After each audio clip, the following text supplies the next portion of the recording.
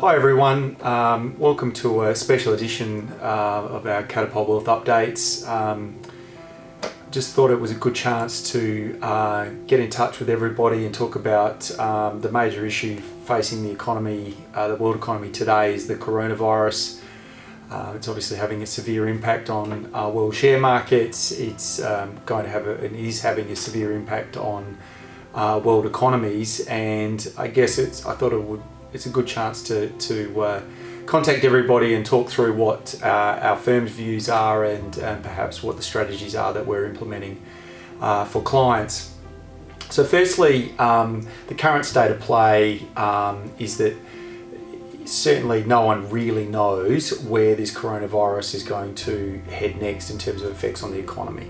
We're seeing substantial supply and demand disruptions, such as supply in terms of, we've even seen the toilet paper issue recently, but ships aren't leaving China, manufacturing stopped. We're seeing modes of transport cut down, and from a demand side, we're seeing restaurants and hotels and travel related issues where people either aren't allowed to travel or aren't choosing not to travel as well. So on both supply and demand, it's having an effect, and even to the point where it's some restaurants in Hong Kong are shutting down. We've seen new car sales in China hit a record low in the short term, and so those things are having a critical effect in the short term on economic growth. And a lot of people now are wondering, A, how long does this go on for, and B, what is the depth of the fall in the economic position. In response to this, we're seeing vaccines are being developed, which might take 6 to 12 months. We're seeing interest rates cut around the globe. We're seeing fiscal stimulus provided. And if you look through history, a lot of these type of events, and not knowing the depth and breadth of how they're all different in their own right, such as SARS and Ebola and Zika viruses and things like this that we've seen over the years. But generally the statistics show that after 6 months, the markets are higher after 6 months than when they first started in the first couple of months. And so with that in mind, our positive view is that for clients that are looking that have either had cash parked or looking to invest some money at the moment, I think this is a great opportunity for people to be buying some assets at good times. Good quality assets with good balance sheets and good cash flows that will be able to see through, I'll call it this downturn, and come out the other side still in good shape. There are obviously some companies that are affected more than others, and I'll include the travel companies such as Flight Centre or Webjet, or some of the even the food related companies, or export related companies like Treasury Wine.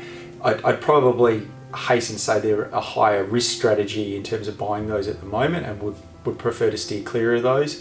But good quality companies, big companies in the ASX, where our team's currently looking through, and we look like we're going to send around an email just to give clients a bit of a hit list of things that we're buying at present or look at buying in this downturn, so that everyone can have a bit of a look at that. Strategically, for clients that are concerned about it, the most important thing to do is make sure that you've got enough cash or cash-like resources such as term deposits, that particularly if you're in pension mode, that you can draw down on these resources as needed to get you through from a lifestyle and bill paying point of view over the next 6, 12, 18 months, and because we really don't know how long this is going to go on for. If you've got those cash and term deposit type resources there, and that you can draw on without having to sell any assets at bad times, then you should be very, very comfortable with your position. You're able to ride it out and see out the other side. If you're worried about that position, then please contact us. But at the moment, I think that if you feel comfortable with your cash position or your ability to see out your living expenses for the next 18 months, then I think you're in pretty good shape. On top of that, look, the dividends are still going to come. The good quality companies that we like owning are still going to pay dividends, and even if it's a slightly reduced rate, if the dividends drop by 5%, it's going to still provide cash flow and at levels that are much better than you obviously can currently get in term deposits or cash at the bank. Probably the only slight quirk that I'll say that gives me an element of a slight element of doubt that we're watching quite closely at the moment is we're very much conscious of what of any companies or any parts of the economies that are going to not see out this period and become insolvent. And if the level of insolvency starts to rise, or liquidations from companies in certain sectors rises, that might have a knock on to the banks. And then if the banks start to get tight, that could provide some issues on top of what we're already seeing. So we're not certainly seeing any sign of that yet, but that's something we're monitoring and watching for. Probably, yeah, so the bottom line at the moment is if you feel comfortable with your cash and ongoing lifestyle expense position, sit tight. If you've got excess cash flow or you're in a defensive position, it's a great opportunity to keep buying. I think the amount of interest, we're going to see 2 more interest rate cuts. I think interest rates in Australia will nearly get down to 0 this year, and I think that's going to cause the Aussie dollar to fall as well. But where I am particularly bullish in a medium term view is that if interest rates are close to 0, people are going to, in a post-coronavirus world, are still going to worry about how to make money and how to grow their money. And I think that will cause an uptick in the share prices and property prices for that matter on the flip side of this event. And it's something that no one can predict when it's going to happen or how quickly it's going to recover, but I do believe that will happen. And so it's just a matter of not trying to pick the bottom, because you'll never do that, but accumulate good assets at relatively good times and you'll do quite well.